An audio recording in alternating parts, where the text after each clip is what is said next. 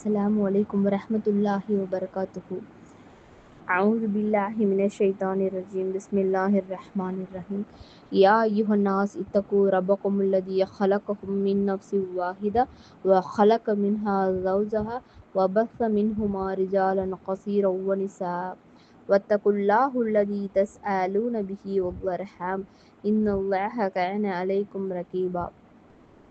எல்லாமுள்ள கண்ணியத்திற்குரிய அல்லாஹ்வின் நல்லடியார்களே, இன்னைக்கு எனக்கு பேச கொடுக்கப்பட்டுள்ள தலைப்பு வந்து இறைவனுக்கு உருவம் இருக்கிறதா? கண்டிப்பா இறைவனுக்கு உருவம் இருக்கிறது. இறைவன் உருவம் அற்றவன்றது வந்து இஸ்லாத்துக்கு ஒரு மாற்றமான ஒரு கொள்கை. அல்லாஹ் வந்து குர்ஆன்லயே தெளிவா சொல்றான், அந்நாளில் சில முகங்கள் மலர்ந்திருக்கும், தமது இறைவனை வந்து பார்த்து கொண்டிருக்கும் அப்படின்னு சொல்றான். அப்போ மறுமையில வந்து நல்லடியார்களுக்கு கண்டிப்பா அல்லாஹ் அவனுடைய உருவத்தை வந்து காண்பிக்கக்கூடியவனாக இருக்கிறான். இறை நம்பிக்கையாளர்கள் வந்து அவங்க எந்த இதுல எண்ணி வச்சிருக்காங்களோ இறைவனை, அது தோற்றத்திலேயோ அல்லது வேறொரு தோற்றத்திலேயோ அவர்கள் முன்ன வந்து நான் தான் உங்களோட இறைவன் சொல்லிட்டு அல்லாஹ் கூறக்கூடியவனாக இருக்கிறான். அப்போ நம்மளா ஒரு உருவத்தை வந்து கற்பிக்க கூடாதுன்னு அல்லாஹ் கூறுகிறான்.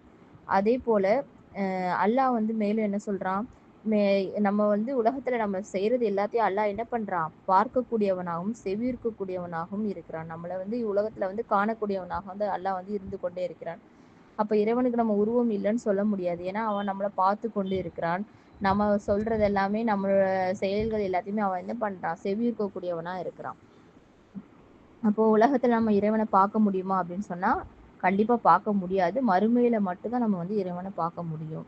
அதுக்கு அல்லாவே குர்ஆன்ல வந்து, அதாவது மூசா அலைஹிஸ்ஸலாம் அவர்கள் என்ன பண்றாங்க, இறைவனை பார்க்கணும் அப்படின்னு சொல்லிட்டு ரொம்ப வலியுறுத்தி கேட்கும்போது அல்லாஹ் என்ன பண்றான், நீங்க இந்த மலைக்கு வாங்கன்னு சொல்லி சொல்லும் போது அவங்க வந்து என்ன பண்றாங்க, அந்த மலைக்கிட்ட போறாங்க.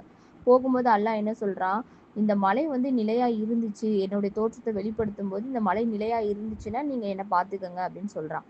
ஆனா அப்படி நடந்ததுன்னா இல்லை. அல்லாவுடைய வெளிச்சம் பட்டு அந்த மலை என்ன ஆயிடுச்சு, சுக்குநூறா நொறுங்கி தூள் தூளாயிடுச்சு. அதை பார்த்து உடனே மூசா அலைஹிஸ்ஸலாம் என்ன பண்ணாங்க, அவங்க மூச்சு எடுத்து விழுந்துட்டாங்க.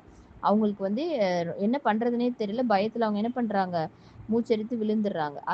அதை பார்த்துட்டு அதுக்கப்புறம் அவங்க தெளிவு நிலைக்கு வரும்போது என்ன சொல்றாங்க, அல்லாஹ் நீ தூயவன், நான் உன்னிடம் மன்னிப்பு கேட்கிறேன், நம்பிக்கை கொண்டவர்கள் நான் முதலாவதான இருப்பேன் அப்படின்னு அப்படின்னு அவங்க வந்து மன்னிப்பு கேட்கிறாங்க இறைவன்கிட்ட.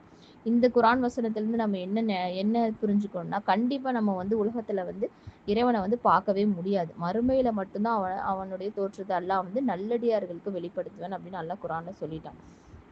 அப்ப நபி ஸல்லல்லாஹு அலைஹி வஸல்லம் அவங்க கிட்ட வந்து சஹாபாக்கள்லாம் கேட்கும்போது, நபி ஸல்லல்லாஹு அலைஹி வஸல்லம் நீங்க வந்து இறைவனை பார்த்ததுண்டான்னு கேட்குறாங்க. அப்ப நபி ஸல்லல்லாஹு அலைஹி வஸல்லம் சொல்றாங்க, அவனும் வந்து ஒளியானவன், நான் வந்து அவனை எப்படி பார்க்க முடியும் அப்படின்னு சொல்றாங்க.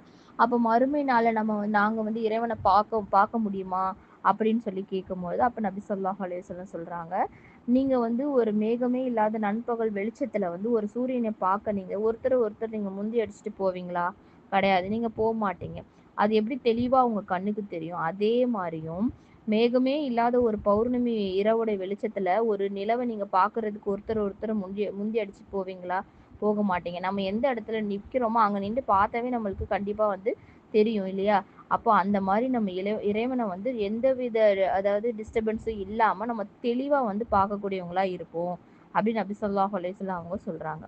அப்போ இன்ஷா அல்லாஹ் நம்ம இறைவனை வந்து பார்க்கக்கூடியவங்களா இருக்கணுன்றதுக்காகவே நிறைய அமல்கள் செஞ்சு நம்ம வந்து நல்லடியார்களா இருக்கணும். ஏன்னா அல்லாஹ் வந்து நல்லடியார்களிடத்துல தான் நான் அவருடைய தோற்றத்தை வெளிப்படுத்துவேன்னு சொல்றான்.